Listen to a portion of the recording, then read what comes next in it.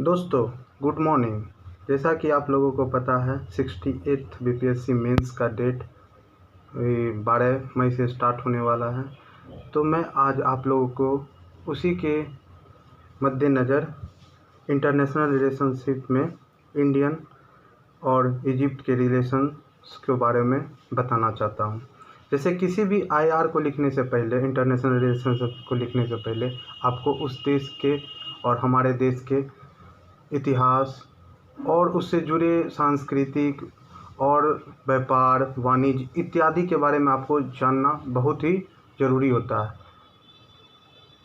तो उसी कड़ी में मैं अपने इस आईआर के मुख्य बिंदुओं को आप लोगों के बीच शेयर करना चाहता हूं। आशा करता हूं कि आप लोग अंत तक बने रहेंगे। प्रस्तावना हमें किसी भी देश और भारत के बारे में, जैसा कि आपको पता ही एक परिचय पत्र होता है, तो हमारा और इजिप्ट का क्या संबंध है उसके माध्यम से हम आपको करेंट में कैसे हमारा देश उससे मतलब लाइट में रहा, मतलब परिचय बिंदु के रूप में अभी न्यूज़ में क्यों बना रहा, इसके बारे में आपको बताने जा रहा हूँ। जैसा कि 74वां गणतंत्र दिवस के अवसर पर आप लोगों को पता है मिस्र के राष्ट्रपति अब्देल फतेह अल सीसी को मुख्य अतिथि के रूप में आमंत्रित किया गया। यह पहली बार है जब मिस्र के किसी राष्ट्रपति को यह सम्मान दिया गया। इस अवसर पर परेड में मिस्र की एक सैन्य टुकड़ी ने भी भाग लिया। इससे क्या हुआ ना कि विश्व स्तर पर हमारा और मिस्र एक अफ्रीकी देश है जो मतलब जब भारत आज़ाद हुआ 15 अगस्त 1947 और उसके बाद 26 जनवरी 1950 को जो गणतंत्र हुआ, उसके बाद अफ्रीकन कंट्री से कोई पहला देश ऐसा था जो हमारे देश में आया, ठीक है ना।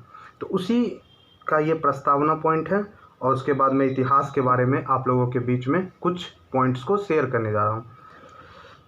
इतिहास विश्व की दो सबसे पुरानी सभ्यता यथार्थ भारत और मिस्र के बीच संपर्क का इतिहास काफ़ी पुराना है और इसका पता सम्राट अशोक के समय से लगाया जा सकता है।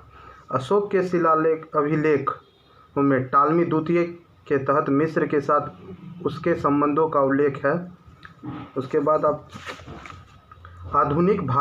आधुनिक काल में महात्मा गांधी और मिस्र के क्रांतिकारी साद जगलूल का साझा लक्ष्य ब्रिटिश औपनिवेशिक शासन से स्वतंत्रता प्राप्त करना था।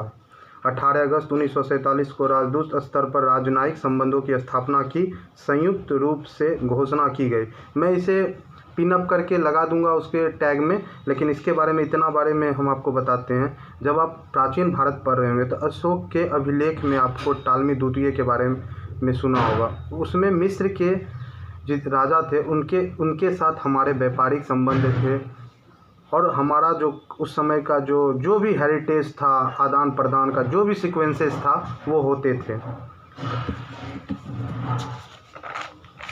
उसके बाद 1955 में भारत और मिस्र ने एक मित्रता संधि पर हस्ताक्षर किए।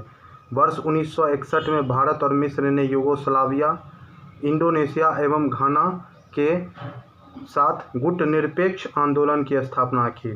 जैसा कि पता है कि सेकेंड वर्ल्ड वार चल रहा था, विश्व दो खेमे में बटा हुआ था, तो भारत उस नीति को ना फॉलो करते हुए अपनी अलग एक शांति का नीति फॉलो करते हुए एक अलग गुट बनाया था, ठीक है ना, जिसकी स्थापना 1961 में हुई थी, जिसमें आपका मिस्र के कर्नल नासिर थे और हमारे देश के प्रथम प्रधानमंत्री जवाहरलाल नेहरू थे। आप देख लीजिएगा उसको। वर्ष 2016 में भारत और मिस्र ने राजनीतिक सुरक्षा सहयोग, आर्थिक जुड़ाव, वैज्ञानिक सहयोग तथा लोगों के बीच संबंधों के सिद्धांतों पर एक नए युग के लिए नए साझेदार बनाने के अपने इरादे को रेखांकित करते हुए एक संयुक्त घोषणा पत्र जारी किया। इसमें आप कुछ मुख्य बिंदु को आप लिखते हुए, जैसे आर्थिक जुड़ाव, वैज्ञानिक सहयोग। आर्थिक जुड़ाव क्या होता है? जैसे हमारा बेसिक नीड होता है, जिससे हमारा क्या होता है, उस चीज़ को पूरा करते हुए हमारे देश का जो अथी होता है, पर कैपिटल इनकम इंक्रीज होता है, हमारा way of standard life well होता है। इस टाइप से आप इस चीज़ को समझते हुए पॉइंट्स को देखते चलेंगे।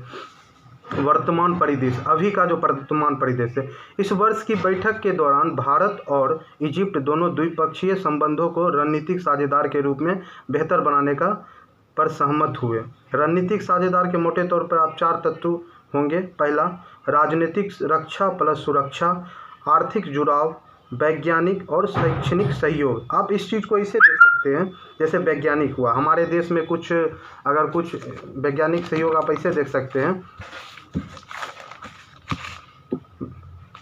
राजनीतिक रक्षा प्लस सुरक्षा मतलब क्या हो सकता है ना, जब हमारा देश हिंद महासागर से कोई व्यापार करते हुए सुएज नहर की तरफ जाते हैं, तो आप पायरेट्स के बारे में सुनते होंगे बहुत पहले कि पायरेट्स क्या होते थे ना, उस एरिया में हमारे जहाज़ को लूट लेते थे। अब तो ये मुमकिन नहीं है कि हम अपने भौगोलिक क्षेत्र से जाके उस एरिया में अपना मतलब सैनिकों या जहाज़ को रक्षा प्रदान करें। अगर हमारा संबंध उस एरिया में अच्छा रहा तो हो सकता है कि मैं उस देश के सैनिकों को या राजनयिकों से अपनी बात करवाते हुए वहाँ पे उस चीज़ को रक्षा प्रदान कर सकता हूँ, जिससे हमारा जो व्यापार हो और सुदृढ़ हो, मतलब उसका रक्षा हो सके। आर्थिक जुड़ाव, हमारा आर्थिक जुड़ाव हो सके, जैसे हमारे देश में जो उपज की वस्तुएं हैं और वहाँ पे जो नहीं हो रहा, तो जो हमारे खाद्यान्न में सुरक्षित करने योग्य है, खाने योग्य, उतना रख के हम और जो अदर सामान है उसे विदेश में बेच दें, उसी टाइप से है ये। वैज्ञानिक, हमारे देश में कोई भी टाइप के इन्वेंशन हो, जैसे आप कोविड-19 के वक्त सुने थे कि सारा देश में लोग इधर उधर मतलब मर रहे थे, उनका इम्यून पावर कम था, तो हमारे देश में 2 बहुत ही महत्वपूर्ण जो है सीरम इंस्टीट्यूट और भारत बायोटेक ने एक अतुलनीय काम किया। अतुलनीय काम इन सेंस क्या कि उन्होंने अपनी दिन रात मेहनत करते हुए कोविशील्ड वैक्सीन को बनाते हुए एक महान काम किया। ये विश्व में एक प्रकार से मतलब उस समय संजीवनी बूटी का काम कर रहा था। तो इस तरीके से हम अपने देश में जो इन्वेंट हुआ कोविड से आसपास, एक मानवीय ह्यूमैनिटेरियन के नाते हमने विदेशों में इस चीज़ को दिया और इससे वहाँ के लोगों में हमारे देश की छवि और बेहतर हुई। तो आप इस चीज़ को ऐसे देख सकते हैं। उसके बाद देखिए, भारत और मिस्र ने प्रवास भारती और मिस्र के राष्ट्रीय मीडिया प्राधिकरण के बीच विषय सामग्री विनिमय, क्षमता निर्माण तथा सह निर्माण की सुविधा हेतु 3 वर्ष के लिए समझौता ज्ञापन पर हस्ताक्षर किया। इसका होल मतलब ये हुआ कि जैसे हमारे देश में हम घर बैठे हैं, मिस्र में क्या चल रहा है उसके बारे में हमको कैसे पता चलेगा, इसके बारे में तो हम वही प्रसार भारती हमारे देश का और वहाँ के जो मिस्र के राष्ट्रीय मीडिया प्राधिकरण, दोनों के बीच में क्या मतलब साइन हुआ, MOU हुआ, जिसके माध्यम से वहाँ के जो मीडिया है वहाँ की चीज़ों को हमारे सैटेलाइट के माध्यम से और प्रसार भारती के सहयोग से हमारे देश में दिखाया, ताकि वहाँ के जो लोग यहाँ रह रहे हैं भारत में, उन्हें भी उनके देश के बेहतर जानकारी के बारे में मुहैया हो सके, और हमारे देश के जो वहाँ रह रहे हैं उनको भी वहाँ के मीडिया के माध्यम से हमारे देश के न्यूज़ के बारे में समय समय पर जानकारियाँ मिलते रहें। OIC में भागीदारी, भारत मिस्र को मुस्लिम बहुल देशों के बीच एक उदार इस्लामी देश के रूप में और इस्लामिक सहयोग संगठन में एक भागीदार के रूप में देखता है। यानी कि मुस्लिम देश को एक बहुल देश मतलब क्या, वहाँ पर ज़्यादा जनसंख्या किसकी है, मुस्लिम की है, तो उनके साथ अपना सुझाव बेहतर करने के लिए एक प्रकार से आप समझ सकते हैं एक कड़ी व्यवस्थापिका स्थापित करिए, जिसके माध्यम से दोनों देश के बीच में किसी टाइप का कोई भी टाइप का मसला ना हो, व्यापार का, वाणिज्य का, वहाँ के लोगों का पलायन से संबंधित, वहाँ के दोस्त वहाँ के लोग यहाँ आके बिजनेस कर रहे हैं, यहाँ के लोग वहाँ जाके बिजनेस कर रहे हैं, एक प्रकार से दोनों के बीच समन्वयन की स्थिति बनाने का प्रयास चल रहा है। आतंकवाद और सुरक्षा, जैसा कि आपको पता है आतंकवाद इस गणतंत्र दिवस के मौके पर विश्व में फैल रहे आतंकवादी गतिविधियों को सीमित करने जैसे समझौते अपनाए गए। आतंकवाद जो है मानवता के लिए गंभीर समस्या है, इसे दोनों देशों के रक्षा सहयोग से दूर किया जा सकेगा। दोनों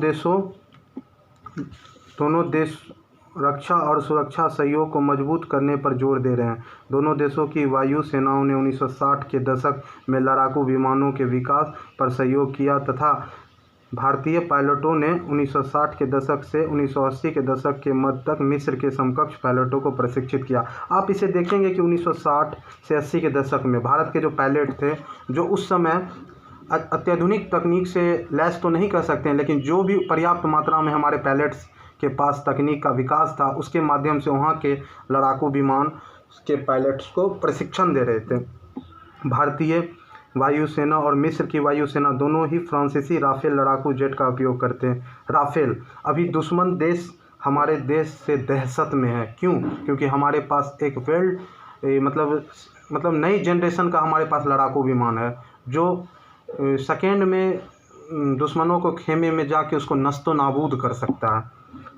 वर्ष 2022 में दोनों देशों के बीच एक समझौते पर हस्ताक्षर किए गए थे, जिसमें अभ्यास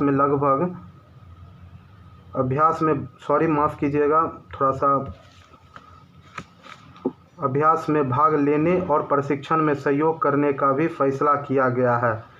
भारतीय सेना और मिस्र की सेना के बीच पहला विशेष बल अभ्यास चक्रवात प्रथम 14 जनवरी 2023 से राजस्थान के जैसलमेर में हुआ है। तो अब ये चीज़ का पूरा मतलब ये देख सकते हैं कि भारत समय समय पर विभिन्न देशों के साथ अपना सैनिक अभियान करता है, सैनिक अभ्यास करता है, ताकि वहाँ की जो मतलब भौगोलिक परिस्थितियाँ हैं और हमारे देश की जो भौगोलिक परिस्थितियाँ सैनिकों के लिए पर्याप्त है कि नहीं, वो तालमेल बैठाने का कोशिश करता है अकॉर्डिंग टू भौगोलिक स्थिति। आप इस चीज़ को और विस्तृत जानकारी अपने द हिंदू पेपर के माध्यम से पढ़िएगा। IR के बहुत से जैसे दृष्टि में आते हैं एडिटोरियल फैक्ट्स, उसमें देखिएगा। मैं बस कुछ बिंदु को अपने माध्यम से आपके बीच में मतलब बताना चाह रहा हूँ। बस ये एक छोटा सा पहल है। सांस्कृतिक संबंध क्या होता है ना, किसी भी देश में कैसा वहाँ का माहौल है, कल्चर क्या है, सिविलाइजेशन क्या है, वहाँ का लोग कैसे एक जगह रहते हैं, उनका रहन सहन, बोली, कपड़ा पहनावा, वेशभूषा इत्यादि के बारे में आप मतलब इसमें जानेंगे। जैसे कि देख लीजिए, वो 1992 में काहिरा में MACIC यानी कि मौलाना आज़ाद सेंटर फॉर इंडियन कल्चर की स्थापना हुई। दोनों देशों के बीच सांस्कृतिक सहयोग को बढ़ावा देता। ये सब उसी के माध्यम से आपको हम बताए थे। अब मिस्र के समक्ष चुनौतियाँ क्या हैं? मिस्र की अर्थव्यवस्था पिछले कुछ समय से महामारी और रूस यूक्रेन विवाद से प्रभावित है। युद्ध और महामारी के कारण आपूर्ति श्रृंखला प्रभावित हुई है, जिससे मानव और देश पर इसका बुरा प्रभाव देखने को मिलता है, क्योंकि 80% रशिया यूक्रेन द्वारा आयात होते थे इस देश में। तो आप इस पूरे चीज़ का मतलब एक 2-3 लाइन में हम आपको बताना चाहेंगे कि जब आप जानते हैं कि अभी रशिया ने यूक्रेन पर युद्ध का धावा बोला था पिछले साल फरवरी 2022 में, तो उससे क्या हुआ ना, पूरे देश का उस देश ही नहीं, यूरोप में ही आपूर्ति श्रृंखला टूट गई थी। आपूर्ति श्रृंखला मतलब क्या, वहाँ से जो खाद्यान्न सामग्री वहाँ जाती थी, रशिया हुआ, यूरोप हुआ, यूक्रेन जाती थी, इससे क्या हुआ ना, वो टूट गई कहीं ना कहीं। इससे क्या हुआ, वहाँ रह रहे जीवन पर प्रभाव पड़ा, और जीवन पर प्रभाव पड़ा तो क्या हुआ ना, वहाँ का पर कैपिटल इनकम उस पार्टिकुलर एरिया का क्या हुआ, डैमेज हुआ। डैमेज होने से उस देश की अर्थव्यवस्था पर बहुत ही बुरा प्रभाव देखने को लगा। वहाँ के लोगों का वे ऑफ स्टैंडर्ड जो था गिर गया, डाउन हो गया। तो आप इस चीज़ को ऐसे देखिएगा, ठीक। अब मैं अगले पॉइंट्स को बताना चाहूँगा। मिस्र भारत से अपेक्षा करता है कि वो भारत को एक प्रशासनिक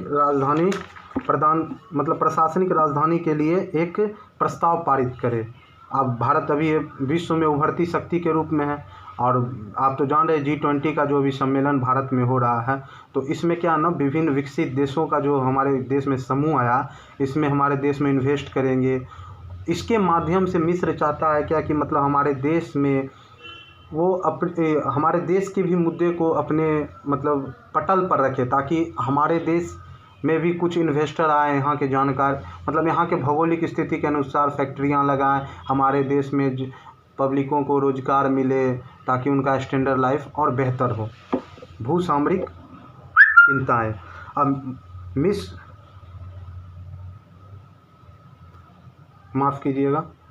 भूसामरिक चिंताएं। मिस्र और चीन का द्विपक्षीय व्यापार वर्तमान में $15 बिलियन का है, जो वर्ष 2021 में भारत के $7.26 बिलियन से दुगना। तो आप देख सकते हैं कितना इन्वेस्ट कर रहा है चाइना, ठीक, और भारत का दुगना, चाइना दुगना कर रहा है। तो पिछले 8 वर्षों में चीनी निवेशकों को लुभाने के लिए मिस्र के राष्ट्रपति 8 बार चीन की यात्रा पर गए हैं। ठीक। अब पश्चिम एशिया में सबसे अधिक आबादी वाला देश मिस्र एक महत्वपूर्ण भू राजनीतिक स्थान पर है, क्योंकि वैश्विक व्यापार पर 12% सुएज नहर से होकर गुजरता है, जो कि मिस्र का महत्वपूर्ण क्षेत्र है। यह भारत के लिए एक प्रमुख बाजार है और यूरोप और अफ्रीका के दोनों के लिए प्रवेश द्वार के रूप में कार्य करता है। हालांकि इसके महत्वपूर्ण पश्चिम एशियाई और अफ्रीकी देशों के साथ द्विपक्षीय व्यापार और समझौते भी हैं, जो भारत के लिए चिंता का विषय है। तो आप देख सकते हैं जिस तरह भारत को एशिया में बहुत सारा नुकसान का सामना करना पड़ता है चीन के द्वारा। तो आप ये चीज़ देखें, विश्व में भी भारत के जो फैलाव है, बिजनेस फैलाव, रक्षा प्रौद्योगिकी फैलाव, साइंस एंड टेक से रिलेटेड, उसमें चीन एक विघ्न बाधा के रूप में भारत के लिए चुनौती है। तो मिस्र भी अपने देश में, चीन एक बड़ा इन्वेस्टर है, कंट्री है, वो बहुत से रुपए दे के किसी देश में इन्वेस्ट करके वहाँ के मतलब व्यक्तियों को रोज़गार देता है, जिससे वहाँ के देश के जो सरकार होती है उसके लुभावने वाले जो इंटरेस्ट होते हैं, रुपए होते हैं, उसके मतलब उसमें ट्रैप हो जाते हैं और हमारे देश के साथ उनका उस समय थोड़ा सा जो रिलेशन होता है उतार चढ़ाव वाला स्थिति में बन जाता है। जैसे आप देख सकते हैं श्रीलंका का जो हाल अभी जो चीन ने किया, पहले वो क्या करता है, आपको लोन प्रोवाइड कर देगा, वो इंटरेस्ट पहले तो ही नहीं करता है, लेकिन बाद में जब देखेगा कि आपके कंट्री में उसका जो लोन जो अप्लाई मतलब इन्वेस्ट किया था वो फल फूल रहा, तब आपसे कहेगा कि मतलब नहीं, अब हमको आप इंटरेस्ट दें, और वो इंटरेस्ट उसके द्वारा तय करता है। तो ये सब इन ऑल जो है आप ये सिर्फ देख सकते हैं कि चीन जो है भारत को हर तरीके से डैमेज करने के लिए विश्व स्तर पर तैयार रहता है।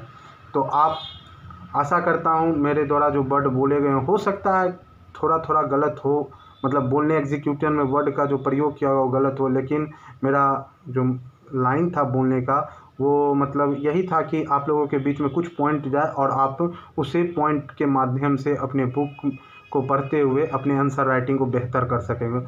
आई होप आपका दिन शुभ हो। जय हिंद, जय भारत।